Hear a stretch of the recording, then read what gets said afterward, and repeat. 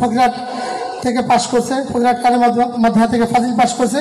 তো এখানে দাখিল মাদ্রাসা হয়েছে, এখানেও একটু তোমরা আসো, এখানে পড়াশোনা করতে হবে, এভাবে সম্মানিত ভাইরা। তো আসলে আমার মনটা ভরে গেছে। এখানে মানুষ, এখানে যে অবস্থা ছিল, রাস্তাঘাট ছিল তো কাঁচা রাস্তা, ফুলতলা বন্ধ এসে ওখান থেকে শিখঘাট দিয়ে পার হয়ে আসতে হতো নৌকাযোগে পার হয়ে এসে হাইটে চলে আসতে হতো, এইভাবে ছিল। এখান থেকে লেবু গাতে চায়ের ঘাটে ওখানে একটা ইয়ে ছিল, নৌকা ছিল, নৌকা পার হতে হতো। সম্মানিত ভাইরা, আসলে সেই জায়গা তো কোনো কিছু চেনার মতন নাই, যে অবস্থা হয়েছে কোনো কিছু চেনার মতন নাই। মাদ্রাসার যে এখানে টিনের ছাপড়ার মতন ছিল। আর আমার সব থেকে বেশি মনে পড়ছে আমার ইসা কাকুন, যে আমার কাকার কথা। আমার ইসা কাকা অনেক ভালো মানুষ ছিল, সেক্রেটারি ছিল, উনি আমাকে কাছে করে নিয়ে আসছিল। তো এরপর আমাকে এখানে বিল্লাল ভাইদের বাড়িতে, নজির আহমেদ আকুঞ্জি, এই আকুঞ্জি বাড়িতে আমি ছিলাম। আসলে লজিংয়ের মতন না, আসলে সহযোগিতা যাকে বলে। তো থেকেছি আলহামদুলিল্লাহ। সম্মানিত ভাইরা, অনেক ভালো লাগছে যে এখানে থেকে পড়াশোনা করছি, দাখিল পাশ করেছি 90 সালে। এরপর থেকে আস্তে আস্তে হাঁটি পা করে প্রতিষ্ঠানের যে এত সুন্দর অবস্থা দেখে মনটা ভরে গেছে। আপনারা এই যে সহযোগিতা করছেন, এই যে সুন্দরভাবে আসছেন, আর এইখানের যে মানুষজন, এখানে যে মানুষের মন মানসিকতা বিগত সময় যেরকম ছিল, আমার মনে হয় এখনো এরকম ভালো আছে। আমাদের সময় তো অনেক ভালো মানসিকতার পরিচয় পেয়েছি, বিশ্বাস করেন, মনটা ভরে যায়। এখানে মানুষগুলো অনেক ভালো, নরম মানুষ, এবং ছায়াগ্রা যেরকম গ্রাম, মানুষগুলো এরকম ভালো। তো সম্মানিত ভাইরা, এখানে তো সুযোগ মতন আসতে পারি না, তো আসলে আসার কথা ছিল বা আগেও দেখা করা ইয়ে ছিল। আলহামদুলিল্লাহ, আপনারা দোয়া করবেন আমার জন্য। আর কোনো সময় কোনো প্রোগ্রাম হইলে, কোনো কিছু হলে ইনশাল্লাহ দাওয়াত দিলে আমি আসবো। আর এখানে সব সময়ের জন্য আমি উন্নতি কামনা করি।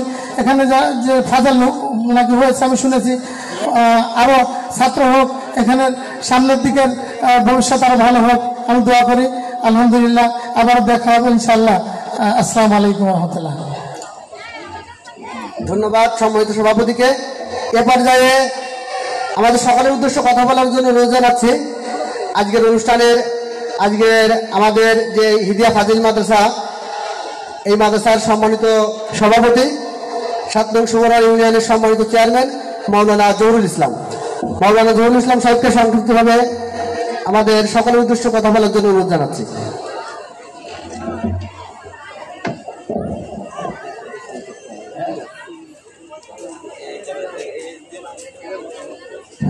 আলহামদুলিল্লাহ রাব্বিল আলামিন, আসসালাতু ওয়াসসালামু আলা সাইয়্যিদিল মুরসালিন ওয়া আলা আলিহি ওয়া আসহাবিহি আজমাইন। আউযু বিল্লাহি মিনাশ শাইতানির রাজীম। বিসমিল্লাহির রহমানির রহিম। আনা আকিমুদ্দিন ওয়া লা তাতাফাররাকু ফীহি। হিদিয়া ফাজিল মাদ্রাসা কর্তৃক আয়োজিত প্রাক্তন ও বর্তমান ছাত্রছাত্রীদের নিয়ে আজকের এই ঈদ প্রমী অনুষ্ঠানের সম্মানিত সভাপতি, বিশেষ অতিথি, অত্র মাদ্রাসার সম্মানিত অধ্যক্ষ, শিক্ষক শিক্ষিকাবৃন্দ, আমার সামনে উপস্থিত দীর্ঘ 48 বছর প্রতিষ্ঠিত এই মাদ্রাসার যারা লেখাপড়া করেছেন, আজকে তাদের এই মিলন মেলায় যারা উপস্থিত হয়েছেন, সেই সমস্ত শিক্ষার্থী যারা আজকে এখান থেকে শিক্ষা গ্রহণ করে বাংলাদেশের বিভিন্ন জায়গায় আপনারা আপনাদের দেশকে সেবা করছেন, এই উপস্থিতি সকলের প্রতি আমার আন্তরিক সালাম। আসসালামু আলাইকুম রহমতুল্লাহ বারাকাতুহু। আল্লাহ সুবহানাহু ওয়া তাআলার দরবারে লাখ করে শুকর আদায় করছি যে মহান রব্বুল আলামিন আমাদেরকে আজকের এই মিলন মেলায়, এই বরকতময় প্রোগ্রামে উপস্থিত হয়ে কিছু কথা বলবার এবং শোনার তৌফিক দান করেছেন। আমরা সেই মহান মাহবুদের দরবারে শুকরিয়া আদায় করছি, আলহামদুলিল্লাহ। দুরূদ ও সালাম সাইয়্যিদুল মুরসালিন আশরাফুল আম্বিয়া সাইয়্যিদনা মুহাম্মদ সাল্লাল্লাহু আলাইহি ওয়াসাল্লাম পেশ করছি। মহান রবের কাছে দোয়া করছি, এই মাদ্রাসা প্রতিষ্ঠা করবার ক্ষেত্রে শুরু থেকে যাদের অবদান আছে, যারা জায়গা দিয়েছেন, অর্থ দিয়েছেন, শ্রম দিয়েছেন, মেধা দিয়েছেন, ছাত্রছাত্রী দিয়ে এই মাদ্রাসাটিকে আজকে এই পর্যায়ে নিয়ে আসছেন, তাদের মধ্য থেকে যারা আল্লাহ ডাকে সাড়া দিয়ে চলে গেছেন, মহান রবের কাছে তাদের এই খিদমত প্রিয় কবুলিয়াতের মাধ্যমে জান্নাতুল ফেরদাউসের উচ্চ মাকাম কামনা করে সকলে আল্লাহুম্মা আমিন। সাথে সাথে আমি আরও স্মরণ করছি এবং রুহের মাগফিরাত কামনা করছি 24 জুলাই যারা আজকে আমাদেরকে একটি স্বাধীনতা, নতুন স্বাধীনতা এনে দিয়েছেন, যাদের রক্তের বিনিময়ে আজকের আমরা এই খোলা ময়দানে এখানে প্রোগ্রাম করতে পারছি। আমরা দীর্ঘ 16টি বছর আমরা নিজেরা পরাধীন ছিলাম, একটা স্বাধীন দেশে ছিলাম ঠিকই, কিন্তু আমাদের বাক স্বাধীনতা ছিল না, সত্য বলার কোনো অবকাশ ছিল না। আমরা রুদ্ধদ্বার অবস্থায় বসবাস করছিলাম। যাদের রক্তের বিনিময়ে আজকে আমরা এই দ্বিতীয়বারের মতো স্বাধীনতা পেয়েছি, আজকের অনুষ্ঠান থেকে তাদের জন্য তাদের রুহের মাগফিরাত কামনা করছি এবং সাথে সাথে যারা আহত এবং বঙ্গুত্ব বরণ করেছেন তাদের আশু সুস্থতা কামনা করে খুব সংক্ষিপ্তভাবে দু একটি কথা বলতে চাই। প্রিয় উপস্থিতি, আপনারা যারা আজকের এখানে উপস্থিত হয়েছেন, আয়োজন করেছেন, এই ব্যতিক্রম ধর্মীয় আয়োজনটা দীর্ঘদিন পরে হলেও আজকে আমাদের জন্য একটা আশার সঞ্চার করেছে যে আপনারা যারা এখান থেকে লেখাপড়া শিক্ষা করে এখান থেকে বিদ্যা অর্জন করে আজকের দেশের বিভিন্ন জায়গায় আপনারা কর্মক্ষেত্রে আপনাদের স্ব অবদান রাখছেন। এই জন্য আল্লাহ রাব্বুল আলামিনের কাছে দোয়া করছি আপনাদের জন্য, আপনার দেশ ও জাতির জন্য কল্যাণমূলক কিছু করতে পারেন সেই আশাবাদ ব্যক্ত করছি। সাথে সাথে প্রত্যেকের একটা কর্মস্থলে আমরা আছি। এই কর্মস্থলে থাকার পরেও আমাদের এই কথাটা ভুলে গেলে চলবে না, আল্লাহ রাব্বুল আলামিন আমাদেরকে সকলকে একটা দায়িত্ব এবং কর্তব্য দিয়েছেন। সেই দায়িত্ব এবং কর্তব্য হচ্ছে মা খলাকতুল জিন্না ওয়াল ইনসা ইল্লা লিয়াবুদুন, যে আমি মানুষ এবং জিনকে সৃষ্টি করি শুধুমাত্র একমাত্র আমার ইবাদতের জন্য। আসুন আজকে আমরা যেখানে অবস্থানে আছি সেই অবস্থান থেকে আজকে বাংলাদেশ 54 বছর স্বাধীনতা অর্জন করেছেন। 54 বছর বাংলাদেশ আজকে চাঁদাবাজ মুক্ত হয়নি, দখলদার মুক্ত হয়নি। আজকে যে যার পেট ভরার জন্য সে তার স্বার্থ হাসিলের জন্য চেষ্টা করছে, সেখান থেকে উদ্ধার করে এই দেশটা তখন আমরা পূর্ণ স্বাধীনতা অর্জন করতে পারবো। আমাদের ঈদ পূর্ণিমা তখন আমরা পরিপূর্ণ করতে পারবো যখন এই জমিনে আল্লাহর দিন কায়েম হবে। এই আল্লাহর দিন কায়েমের জন্য আমাদেরকে যে অবস্থানে আছি সেই অবস্থান থেকে আমাদেরকে ভূমিকা পালন করতে হবে।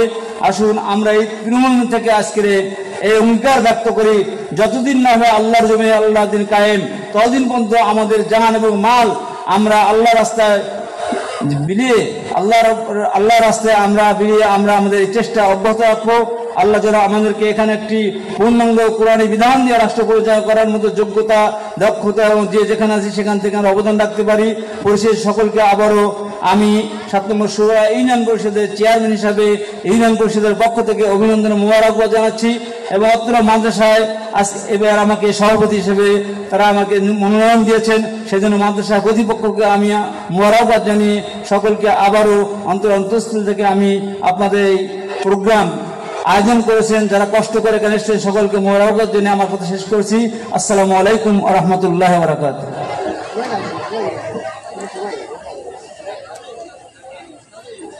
আলহামদুলিল্লাহ,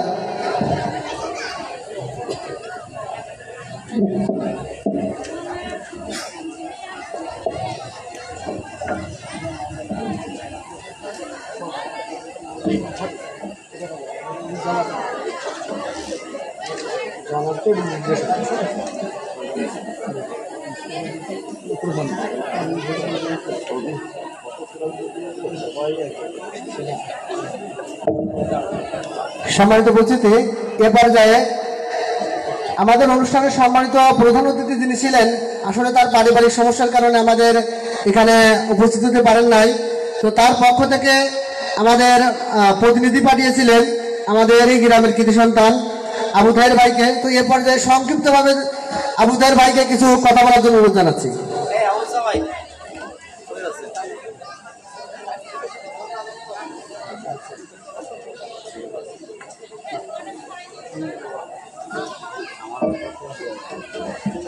আসসালামু আলাইকুম, বিসমিল্লাহির রহমানির রহিম।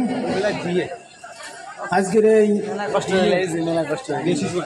ঈদ পুনর্মিলন অনুষ্ঠানের মাননীয় সভাপতি এবং বিশেষ অতিথি, আমাদের যিনি প্রধান অতিথি ছিলেন, উনি আমাদেরই কৃতি সন্তান এবং আমার স্বাস্থ্য ভাই, বড় ভাই, বাংলাদেশ পুলিশের এডিশনাল আইজিপি। উনি যদিও রিটায়ার্ডে আসেন, তারপরে উনি অনেক ব্যস্ত। ওনারা দাওয়াত দিছে, উনি বলেছেন যদি আমার সঙ্গে আগে যোগাযোগ করতো এরা, তাহলে আমি হয়তো থাকতে পারতাম। আজকেরাই ওনার একটা ব্যক্তিগত অনুষ্ঠান আছে যেখানে উনি না থাকলে নয়। তারপরে উনি বলেছিলেন যদি আসতে পারি আমি সকালের দিকে, অনুষ্ঠানটা কয়টার দিকে হবে উনি চিন্তা ভাবনা করে দেখলেন না আসলে সম্ভব না। উনি খুব দুঃখ প্রকাশ করেছেন এবং সবার কাছে ক্ষমা চেয়েছেন। আমার এলাকায় যারা আসে তারা জানে উনি কেমন মানুষ। উনি আমাদের মাদ্রাসার জন্য অক্লান্ত পরিশ্রম করেন এবং এই যে আমাদের যে বিল্ডিংটা আছেন উনার সহযোগিতায় এই পাশে বিল্ডিংটা উনি করে দিয়েছিলেন এবং আমাদের মাদ্রাসার উনি যাতে উন্নয়ন হয় এই কামনাই উনি করেন এবং উনি যত প্রকার সহযোগিতা ওনার কাছে দরকার উনি করতে পারবেন। এখন যদিও ওনার চাকরি নেই তারপরে উনি সুপারিশ করেন আমাদের মাদ্রাসার জন্য। উনি আসতে পারেননি, এই জন্য আমরা ক্ষমা চাচ্ছি ওনার তরফতে। আপনারা সবাই দোয়া করবেন, ফিরে যদি আপনারা অনুষ্ঠান করেন এরকম উনি অবশ্যই থাকবেন, আল্লাহ যদি উনারে তৌফিক দান করেন উনি বেঁচে থাকেন। আমি এটা ব্যক্ত করে আমি এখানে শেষ করছি। আল্লাহ হাফেজ। ধন্যবাদ। সম্মানিত ডেলিগেট বিন্দু, আমরা এলো বলে এদিক সেদিক ঘোরাফেরা করছি। আপনারা ইতিপূর্বেই শুনেছেন যে আমরা ডেলিগেট ছাড়া কোনো খাবার বিতরণ করবো না, কোনো গিফটও বিতরণ করবো না।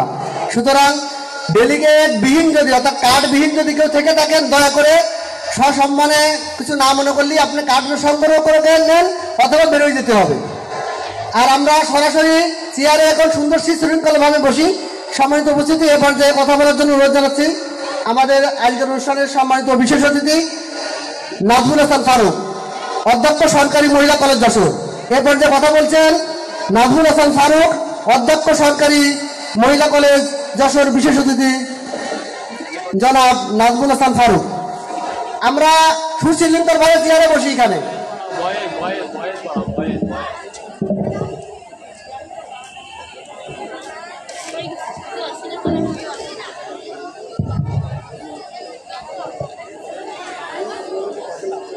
আসসালামু আলাইকুম ওয়া রাহমাতুল্লাহি ওয়া বারাকাতুহু। নাহমাদুহু ওয়া নুসাল্লি আলা রাসূলিল কারীম, আম্মা বাদ। আজকের ঈদ পুনর্মিলনী অনুষ্ঠানের সম্মানিত সভাপতি, চেয়ারম্যান মহোদয়,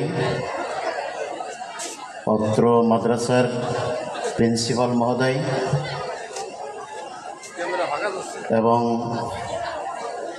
প্রাক্তন এবং বর্তমান শিক্ষার্থী বৃন্দ, এই প্রতিষ্ঠানের কর্মচারী বৃন্দ, সকলকে আমার শুভেচ্ছা। আমি দুটি কথা বলেই শেষ করতে চাই, নামাজের সময় হয়ে আসছে। আমার এই মাদ্রাসায় আজকের তৃতীয় দিন আসা। আমি এর আগেও দুদিন এসেছি। আমার ছোট ভাই এই মাদ্রাসার প্রিন্সিপাল মাওলানা সিদ্দিকুর রহমান, তার দাওয়াত দিলে আমি ফেলতে পারি না। গতকাল মাগরিবের পরে শ্বশুরবাড়ি গিয়েছি, আবার রাতে ফিরে এসেছি শুধু এই মাত্র অনুষ্ঠানের জন্যে। আবার বিকালে একটা অনুষ্ঠান আছে, আমাকে সেখানে যেতে হবে। তো আমি আপনাদের এই চেহারা দেখে আমার খুব ভালো লাগছে। রাসূল পাক সাল্লাল্লাহু আলাইহি ওয়াসাল্লামের সবর্ষদ কবি ছিলেন তিনজন, ইসলামী যুগের কবি এবং কাফের যুগের কবি, যারা পরে মুসলমান হয়েছেন তাকে মুখদারেমুন বলা হয়। এই অনুষ্ঠানটা ঠিক তাই, প্রাক্তন এবং বর্তমান এই যে মিলন মেলা হয়েছে, সংযোগ হয়েছে, এই সংযোগ, এই অনুষ্ঠান, এই জাতীয় অনুষ্ঠান আরও অন্য প্রতিষ্ঠানে অন্য কায়দায় হয়। সেখানে গান বাজনা থেকে সাংস্কৃতিক অনুষ্ঠানের নামে বিভিন্ন ধরনের পরিবেশ তৈরি হয়। আমার কলেজ লাইফে আজ আমার 29টি বছর চলে কলেজ লাইফ। সেখানকার আঙ্গিকটা ভিন্ন ধরনের। আমাদের অঙ্গনটা হলো আল্লাহ তার রসুলের একটি ছায়ায় আমরা এটা করি, যার কারণে এই পরিবেশে আল্লাহর রহমতটা নাজিল হয় বলে আমি বিশ্বাস করি। আমি গত বছর হজের সময় দেখেছি, আমি আগে ভাবতে পারতাম না যে এই লাখ লাখ মানুষ কাবা ঘর কীভাবে তওয়াফ করে। এত হুজুম হয়, সেখানে ভিড় হয়, তারপরেও কেউ কাউ গোতা মারছে না, কেউ ধাক্কাধাক্কি করছে না। একটু আফ্রিকা লোকেদেরকে দেখলে একটু ভয় লাগে, তারা আমাদের থেকে শরীর অনেক বড়, এরকম একটু ধাক্কা দিলে মানুষ 10-12 জন পড়ে যাবে, তাতে কোনো সন্দেহ নাই। তা আমিও চেষ্টা করতাম তাদের থেকে এড়িয়ে চলা যায় কিনা, মহিলা এবং পুরুষ। তার ভিতরেও তারপরে দেখেছি তারা অনেকটা মানবিকও আছে। এই যে মিলন মেলা, কিসের মিলন মেলা, কি জিনিসে আমাদেরকে আজকে একত্রিত করলো? একমাত্র আল্লাহর বাণী এবং রাসূলের আদর্শই আমাদেরকে এখানে টেনে এনেছে। নবী সাল্লাল্লাহু আলাইহি ওয়াসাল্লামকে প্রিন্সিপাল মহোদয় একটি কথা বলেছেন, আউযু বিল্লাহি মিনাশ শাইতানির রাজীম, ওয়াল্লাযী আরসালা রাসূলাহু বিল হুদা ওয়া দীনিল হাক্কি লিইয়ুযহিরাহু আলা দীনি কুল্লিহি ওয়ালাউ কারিহাল কাফিরুন মুশরিকুন। সেটা হলো যে হে রাসূল, তিনি সেই মহান সত্তা যিনি তার রাসূলকে পাঠিয়েছেন একটা সত্য দিন দিয়ে। কারণ গোটা পৃথিবীতে এই দিন যত মত পথ যাই থাকুক না কেন, সব কিছুর উপরে দিনটাকে বিজয়ী করবেন আল্লাহর রসুল, এই জন্যই তাকে পাঠানো হয়েছে।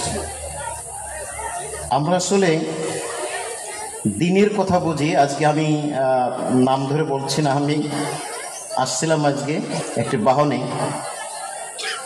বিভিন্ন ইসলামের অনেক দল আছে, কিন্তু আমি একটা হাদিস তার থেকে জানার চেষ্টা করেছি। তিনিও মাওলানা। রাসূল পাক সাল্লাল্লাহু আলাইহি ওয়াসাল্লাম বলছেন, মান রা মিনকুম মুনকারান ফালইয়ুগাইয়িরহু বিয়াদিহি ফাইল্লাম ইস্তাতি' ফাবিলিসানিহি ফাইল্লাম ইস্তাতি' ফাবিকলবিহি ওয়া যালিকা আদাফুল ঈমান। তো আমি তার কাছ থেকে অর্থটা জানার চেষ্টা করতেছি, কারণ আমি জানি, তারপরও জানার চেষ্টা করছি। এই একটি মাত্র হাদিস যার 90% মাওলানারা ভুল অর্থ করি আমরা। তিনি বললেন যে যখন কোনো খারাপ কাজ দেখবে তখন এটা হাত দ্বারা এটা প্রতিরোধ করতে হবে, আর যদি না পারে তাহলে জবান কথার মাধ্যমে করতে হবে, আর না হলে মনে মনে ঘৃণা করতে হবে। ঠিক আছে তো ভাই? আপনারা হাদিসের অর্থটা এইভাবে করি তো নাকি? ম্যাডামরা কি শুনছেন? তো আমি আমার কলেজে মসজিদের যিনি ইমাম নিয়োগ দেওয়া হয়েছে, তিনি ইসলামী বিশ্ববিদ্যালয় থেকে পাস, আবার দাওরাই হাদিস পাস, আবার কামিলও পাস। আমি তো এমনিতেই তার সার্টিফিকেট দিলে আমারই ভয় লাগে। তো আমি মৌলানাকে বললাম যে মৌলানা, এই একটি মাত্র হাদিস, এটার অনুবাদটা আমাদের শেখার দরকার, আমি বেশি কিছু শিখতে চাই না। মুনকার কি জিনিস আর হাদিসের অর্থটা কি জিনিস, তা আমি শুধু ছোট্ট করে বললাম, ফাবিকলবিহি ফালিয়ুগাইয়িরহু বিকলবিহি। এইটার অর্থ মনে মনে ঘৃণা করার। হাদিসের রাসূল পাক সাল্লাল্লাহু আলাইহি ওয়াসাল্লামকে আল্লাহ পাক কোনো ভাষা জ্ঞানে কম রাখেন নাই। রেখেছেন কি? উনি কোন মাদ্রাসায় পড়েছিলেন রাসূল? কোন ইউনিভার্সিটি পড়েছিলেন? একটি বাক্য আরবের অনারবের তারা তো ভুল প্রমাণিত করতে আজও পারেন নাই এবং পারবেও না ইনশাআল্লাহ। রাসূল পাক সাল্লাল্লাহু আলাইহি ওয়াসাল্লাম ওই হাদিস আল্লাহ রাসূল তো শব্দের জ্ঞানের অভাব ছিল না, তাহলে বলতে পারতেন ফালিয়ুনাফিরুহু, তোমরা এটাকে মনে মনে বেকালবিহি ঘৃণা করো। রাসূল তো তা বলেন নাই। তার কি বে আপনারা জানেন, যারা মাওলানা আছেন খুব ভালো করে, আমি বেশি কথা বলবো না, শুধু এই মেসেজটি দেওয়ার জন্য আমি দাঁড়িয়েছি। কত বড় ভুল ব্যাখ্যা দেওয়া হয় যখন কোনো সমাজে, কোনো পরিবারে, কোনো রাষ্ট্রে যখন মুনকার দেখা হয়, ঘৃণ্য কোনো কাজ দেখা হয় যেটা আমার অপছন্দ, তাহলে আমাদের হাত দ্বারা মানে শক্তি বল প্রয়োগ করে সেটাকে বন্ধ করতে হবে। গায়ের শব্দের অর্থ হলো ভিন্ন কিছু, অন্য কিছু। যেটা দেখেছেন, যেটা আমরা ছবিটা দেখতেছি, যে পরিবেশটা দেখছে, এটাকে চেঞ্জ করে দিতে হবে, একেবারে টোটালি চেঞ্জ করতে হবে। আল্লাহ রসুল এই মেসেজটি দিয়েছিলেন। কি দ্বারা করতে হবে? আমাদের হাত তথা শক্তি দ্বারা বল প্রয়োগ করে করতে হবে। নাম্বার 2, যদি আমরা তা না পারি তাহলে আমাদের জবানের অর্থ হলো শুধু মুখে প্রচার নয়, লেখনী মাধ্যমে আছে। এটা আপনার প্রতিনিধিত্ব করবে, জবানের প্রতিনিধিত্ব লেখনের মাধ্যমে হবে। সেভাবে দিয়ে আমাদের পরিবর্তন ঘটাতে হবে। লিফলেট ছাপিয়ে হোক, বই পুস্তিকা ছাপিয়ে হোক, বই লিখে হোক, এটা দ্বারা পরিবর্তন ঘটাতে হবে। ওই পরিবেশে রাখা, মনকার রাখা যাবে না, কোনো অবস্থাতে না। রাসূল এইটাই নির্দেশনা দিয়েছেন। এটাও যদি সম্ভব না হয় তাহলে কি করতে হবে? এরপরে কি ঘৃণার কথা আসবে? এরপরেই তাকিবে বলছে এটা ফালিয়ুগাইয়িরহু বিকলবিহি, তোমার পরিবর্তন ঘটাতে হবে, ওই চিত্র চেঞ্জ করতে হবে, মনে মনে প্ল্যান করতে হবে কিভাবে করা যায়। এই হাদিসের ভুল ব্যাখ্যার কারণে সমাজে এক শ্রেণীর মানুষ এটার থেকে ঘৃণা করেই চুপ করে বসে আছি, পরিবর্তনের তো কোনো চিন্তাই করে নাই। আমি অ্যাজ এ প্রিন্সিপাল হিসেবে গভর্নমেন্ট মহিলা কলেজে আমাকে 29 অক্টোবর যখন গভর্নমেন্ট আমাকে দায়িত্ব দিয়েছেন, আমি তারপর থেকে শুধু আপনাদের 2 মিনিট একটা কথা বলে আমি শেষ করতে চাই। সেটা হলো, আমার কলেজে যখন আমি আসলাম, আমার কলেজে আমি এর আগেও ছিলাম, কিন্তু এই চেয়ার আমি ছিলাম না। চেয়ারে থাকার পর আমি দেখেছি এই হাদিসটির উপর আমল করা যায় কিনা। আমি পূর্ণাঙ্গভাবে হাদিসটি পুরো আমল করতে পারছি না, তবে আমি শতভাগ আমি আন্তরিকতা দিয়ে আমি করার চেষ্টা করছি। কারণ কাল কিয়ামতের ময়দানে আমাকে জবাবদিহি করতে হবে। রাসূল পাক সাল্লাল্লাহু আলাইহি ওয়াসাল্লাম বলেছেন, কুল্লুকুম রাইন ওয়া কুল্লুকুম মাসউলুন আন রাইয়াতিহি, প্রত্যেকেই তোমরা দায়িত্বশীল, আর দায়িত্বের ব্যাপার তোমাদেরকে কাল কিয়ামতের মধ্যে জবাবদিহি করতে হবে। আমি প্রথম দেখলাম যে আমার কলেজের নামাজ পড়ার একটা ছোট্ট কুঠুরি আছে। কেউ যে নামাজ পড়লি পড়ুক, না পড়লে না পড়ুক, কি বলেন? হ্যাঁ, আমি এটাকে পরিবর্তন করার চেষ্টা করছি, বড় একটা রুমে নিয়ে যাওয়ার চেষ্টা করেছি। নিয়ে টিচার এবং কর্মচারীদের কাছে আমি দিনের দাওয়াত দেওয়ার চেষ্টা করেছি। আল্লাহর রহমত, আপনারা শুনলে অবাক হয়ে যাবেন। আমার মহিলা কলেজের আজকের যে কুঠুরিটা আমি চেষ্টা করেছি, 2.5 কাতারে আজকে 4.5 কাতার হয়ে গেছে। সেখানে কর্মচারীদের ভিতরে 80 থেকে 90% প্রত্যেকে এখন নামাজি। যারা জীবনে নামাজ পড়েন নাই, নামাজে পশ্চিম দিকে কিবলার দিকে হয় নাই, তারা মুখে দাড়ি রেখে এখন এই পরিবর্তনটা আল্লাহ পাকই করেছেন। হয়তো আমি তাদের কাছে অনুরোধ করেছি, দিনের দাওয়াতটি দিয়েছি। আল্লাহ পাকের মেহরবানি। আমি কয়েকটি বিষয়ে আমি যখন সরকারের কাছে আমি বিল যে আমি আবেদন করেছি, তার ভিতরে একটি ছিল আমার মসজিদের জন্য। বাংলাদেশে কোনো সরকারি মহিলা কলেজে মসজিদ নাই। আমি চেষ্টা করেছি সেখানে কিভাবে কাজটি করা যায়। আরে ভাই, লেখাপড়া চলবে, যে যার মতো করবে, ওতে আপনি ঠেকে রাখতে পারবেন না। ও পড়াইলেও পড়বে, না পড়াইলেও পড়বে, কি বলেন? হ্যাঁ, আজকে আপনারা যারা এসেছেন বিভিন্ন পর্যায়ে আপনারা দায়িত্ব পালন করছেন, সামাজিকভাবে, রাষ্ট্রীয়ভাবে, কিন্তু এই মাদ্রাসার ছাত্র সবচেয়ে বড় পরিচয় আমি এখান থেকে বেরিয়ে গিয়েছি, সবচেয়ে বড় পরিচয় আমার। তো আমি সরকারের কাছে অনুমতি যখন চাইলাম, 25 লক্ষ টাকা আমাকে বরাদ্দ দিয়ে দিয়েছেন, কিন্তু অন্যগুলো এখনো বরাদ্দ দেওয়া হয়নি। আমি আল্লাহ পাকের দরবারে শুকরিয়া আদায় করি। আল্লাহ, তুমি সর্বপ্রথম আমার মসজিদের অনুমোদনটি তুমি দিয়েছো, তাহলে তোমার বান্দার হাত দিয়ে অনুমোদন পেত না। ঈদের পরে এটা ওয়ার্ক পারমিট হয়ে যাচ্ছে। আমি আরও চেষ্টা করেছি যে কলেজের মেয়েদের জন্য সাবমার্সিবল বিভিন্ন ধরনের কি করা যায়, হোস্টেল বিভিন্নভাবে, কারণ এটা আমার দায়িত্ব। এটা কি আমার দায়িত্ব? আমি প্রিন্সিপাল স্যারকে এসেই বলে দিয়েছি যে আপনি কি কাজ করতেছেন, যে শ্রেণী, আমি টিচারদের ভিতরে বলে দিয়েছি, আপনারা রাজনৈতিকভাবে এমনি যে কোনোভাবেই হোক, যার যতটুকু ক্ষমতা সহযোগিতা করা দরকার এই কলেজের শিক্ষার্থীদের জন্য, মঙ্গলের জন্য, সেটা আপনাদের করতে হবে। আমি আপনাদেরকে উদাত্ত আহ্বান জানাই। আমার টিচাররা বিভিন্ন মতাদর্শে তারা প্রকাশ করেন না, বিভিন্নভাবে অফিসিয়াল তাদের বড় অফিসার থাকে, 70 জন বিশেষ ক্যাডার আমার অধীনে আল্লাহ পাক তাদের রেখেছেন, এবং প্রায় কত 80 জনের মতো কর্মচারী, এই 150 জনের নেতৃত্ব আমাকে দিতে হয়। তাহলে তাদের দেখভাল, তাদের সুযোগ সুবিধা, সব বিষয়ে দায়িত্ব আমি তো রাখাল। আমি কি? আমি রাখাল, রাসূলের ভাষায় আমি রাখাল, আমি রাই। অতএব আমাকে এটা করতে হয়। আমি মনে করি এই দায়িত্বটা আমরা যেভাবেই হোক আমরা চেষ্টা করে যাব। আপনাদের প্রতি আমার উদাত্ত আহ্বান। এই মাদ্রাসার আজকে দেখে অনেকটা অভাব দেখে ভালো লাগছে, পরিষ্কার পরিচ্ছন্ন হয়েছে, কিন্তু আমাদের আরও চেঞ্জ করতে হবে। এই মাদ্রাসাটি ফাজিল হয়েছে। বাংলাদেশ মাদ্রাসা শিক্ষা বোর্ডের বর্তমান চেয়ারম্যান যিনি আছেন, তিনি আমার কাছে একদিন ফোন করে বললেন, নাজুল ভাই, আপনি যশোরে পড়ে থাকবেন কেন, আপনি ঢাকা আলিয়া মাদ্রাসার প্রিন্সিপাল হতে হবে, আপনি মানসিকভাবে প্রস্তুত হয়ে যান। আমি একদিন পর বিনয়ের সাথে, আমাদের বড় ভাই তো, আমার এক BCS আগে উনি। তা আমি ওনার সাথে আমি অনেক জায়গায় আমাদের বন্ধু মানুষই, তাই আমি বললাম যে মিয়া ভাই আমার পক্ষে যশোর থেকে দায়িত্ব পালন করা খুব কঠিন, পারিবারিকভাবে আমি একটু আটকে গেছি এক জায়গায়। তো যাক উনি বললেন। তারপরেও কথা হলো এই, মাদ্রাসা শিক্ষা বোর্ডে যদি কারোর কোনো সমস্যা থাকে, আমি ইতিমধ্যে এই কয়েকটি বিষয়ে চেষ্টা করেছি। ইসলামী আরবি বিশ্ববিদ্যালয় প্রভৃতি আমার ছাত্র, তো আমি চেষ্টা করি আমার লেভেল থেকে, একটা লেভেল মানে একেবারে বেস্ট যেটা হয়, চেষ্টা করি দিনের কাজে এখনও আমি চেষ্টা করে যাই। আমি টুপিবিহীনভাবে চলাফেরা করি না। আপনারা হয়তো অনেকেই টুপি বিভিন্নভাবে এসছেন, আমার একটু লজ্জা লাগে। আপনারা টুপি মাথায় দিয়ে চলবেন, এটা আপনাদের পরিচয়, আমার পরিচয়। আমি যখন ঢাকা ইউনিভার্সিটি ইংলিশ ডিপার্টমেন্টে ছিলাম, আমি তখনও টুপি মাথায় দিয়ে ঢাকা ইউনিভার্সিটি ক্লাস করেছি। আমি যখন বিশেষ পরীক্ষা দিতে গিয়েছি, সবাই একজন আক্ষেপ করে বলেছেন যে টুপি মাথায় দিলে অসুবিধা না, টুপি মাথায় দেওয়াটাই আল্লাহ পাকের রহমত। আল্লাহ পাকের রহমত। আমরা এই পরিবেশ থেকে আমরা চ্যালেঞ্জ করে, আমরা চ্যালেঞ্জিং অবস্থায় আছি। আমরা প্রমাণ করতে চাই আমরা সৎ, আমরা বিনয়ী, আমরা আপনাদের জন্য নিবেদিত। এটা প্রমাণ করতে হবে আমাদেরকে, আমাদের কাজের মাধ্যমে করতে হবে। আমরা যে জায়গায় থাকি না কেন, প্রত্যেকেই একটি কথা যদি আমরা বলে দেই, আমি শেষ করতে চাই, নামাজের দাওয়াত দিবেন। ভাই ওযু কি করা হয়েছে? সময় তো হয়ে গেছে। দেখবেন আপনার সাথে তর্কে আসবে না, কারণ নামাজ পড়ার কথা বলি সবাই দুর্বল। ঠিক বললাম কিনা বলেন?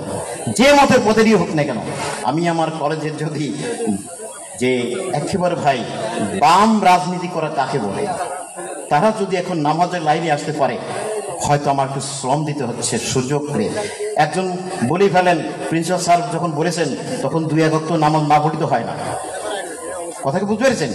এখন আমার কানে আসছে, আগ্রহ দেখি এখন তিনি প্রথম যে কাতারে বসে থাকেন, তা আমি আচ্ছা আপনার কাছে একটা প্রশ্ন আমার, আচ্ছা এই যে প্রথম একটু লেট হতে, এখন আগে ভাগে আসেন কি প্রিন্সিপালের ভয় আছেন নাকি? না স্যার প্রথম মনে করেছিলাম, এখন দেখতেছি অভ্যাস হয়ে যাচ্ছে। কি বলেন? অতএব দিনের কথা বলতে হবে, দাওয়াত দিতে হবে। আপনি একটা চায়ের স্টলে গিয়েছেন, সেখানে দিনের কাজ করতে হবে, আল্লাহ তার রসুলের কথা বলতে হবে। আমি রিক্সায় উঠে বলছি, ভাই তুমি কি ফজরের নামাজটা কি পড়তে পেরেছ? তোমার অসুবিধা হয়েছে? হয়নি তো। এই যে এই মেসেজটি পৌঁছে দিবে, আল্লাহ রসুল তো এই মেসেজ পৌঁছে দিয়েছিলেন। হ্যাঁ, হজের সময় ইসলাম বুঝতে যতটুকু বাকি ছিল, আমি অনেকটা এগিয়েছি হজের মাধ্যমে। কি গিরিপথ আল্লাহ রসুলের জামানায়! আপনি মনে করেন না যে ইসলাম খুব সহজভাবেই পৃথিবীতে এসেছে? না, সহজভাবে আসে নাই। আপনি শুধু একটি কথা, সেই গার সৌর হিজরতের সময় 3000 ফিট উপরে পাহাড় সৌর পর্বত, রাসূলের পাক সাল্লাল্লাহু আলাইহি উঠতে পারছেন না, তিনি আবু বকর রাদিয়াল্লাহু বললেন, আপনি হে রাসূল আমার কাঁধে চড়ে বসুন। রাসূলুল্লাহকে আল্লাহর সাহাবী খলিফাতুল মুসলিমিন আবু বকর কাঁধে করে সেই গারের সৌর উঠেছিলেন। পথ নির্দেশনায় ছিলেন কে? একজন মুশরিক আব্দুল্লাহ সুরাইকি, যিনি যার মাধ্যমে আল্লাহ পাক একজন বিধর্মী দিয়ে এই প্রথম একটি স্লিপ পেলাম। আমার স্লিপ খুব কম দেওয়া হয়, একটা বেজে গেছে, ঠিকই আছে। তো আপনারা কি এই মেসেজটা জানেন? আবু বকর এবং রাসূলের পাক সাল্লাল্লাহু আলাইহি ওয়াসাল্লাম মদিনার পথ তো চিনতেন না। কাফেরদের চোখ ফাঁকি দিয়ে মদিনায় যেতে হচ্ছে। ইয়াসরিব ছিল তার নাম। সে পথটি এতটা সহজ পথ, আজকে যেমন সৌদি গভর্নমেন্ট পথ করে দিয়েছে, নো, তারা গিরিপথ, 2টি পাহাড়ের মাঝখান থেকে খাড়ায়, উপত্যকা ভ্যালি বলা হয় এই পথ। আবার কাফেরদের নজর এড়িয়ে আল্লাহ পাক একজন মুশরিককে দিয়ে তার নবী এবং তার সাহাবীকে নিয়ে গেলেন। তার নাম ছিল আব্দুল্লাহ সুরাইকি। ওয়ালাম ইউশরিক বাদা যালিক, হাদিসে আসছে আব্দুল্লাহ সুরাইকি পৌঁছে দেওয়ার পরে মক্কা ফিরে আসলেন। তিনি কিন্তু কোনোদিন মুসলমান হননি। দিনকে সেভ করেছেন আল্লাহ পাক, তার রাসূলকে সেভ করেছেন একজন মুশরিক দিয়ে। অতএব এখন বুঝতে হবে যে আমাদেরকে দিনের কাজ করতে গেলে অনেক সময় বিভিন্ন ধরনের বর্ণের মতের মানুষ থাকতে পারে, কিন্তু তাদের সহযোগিতা নিয়ে আমাদের এই প্রতিষ্ঠানটাকে গড়ে তুলতে হবে, আরও অনেক বড় করতে হবে। ইতিমধ্যে শুনে ভালো লাগলো এই মাদ্রাসাটি ফাজিল পর্যায়ে উন্নীত আল্লাহ পাক করেছেন। সবাই বলুন আমিন। আগামী দিন কামিল করার জন্যে প্রিন্সিপাল মহোদয় আমার কাছে সেদিনকে ফোন করে বলেন, ভাই মাদ্রাসা তো কামিলে করে ফেলতে চাই। হ্যাঁ, হয়ে যাবে ইনশাল্লাহ, কোনো অসুবিধা নেই। সহযোগিতা শুধু আপনাদের। এখানে তো ফাজিল পড়তে তো জিনেরা আসবে না, আসবে কি? কারা আসবে? আপনাদেরই সন্তান, আপনাদের ভাই, আপনাদের বোনদেরকে এখানে পাঠাতে হবে। ক্লাস না করে তো কামেল করা যাবে না। তো যাই হোক ভাই, আমি অনেক কথা বলে ফেলেছি আবেগে। এই মাদ্রাসার কিভাবে উন্নতি হয় সারাক্ষণ আপনারা একটু ভাববেন, বিনয়ের সাথে বলছি আপনারা ভাববেন। আমি ছাত্র ছিলাম লাউড়ি মাদ্রাসার, সে লাউড়ি মাদ্রাসার প্রিন্সিপাল আমার 1 বছর জুনিয়র মাওলানা মফিজুর রহমান, অত্যন্ত ভালো মানুষ। তো তার সাথে আমি প্রতিনিয়ত কথা বলি যে মাদ্রাসা কীভাবে ডেভেলপ করা যায়, কীভাবে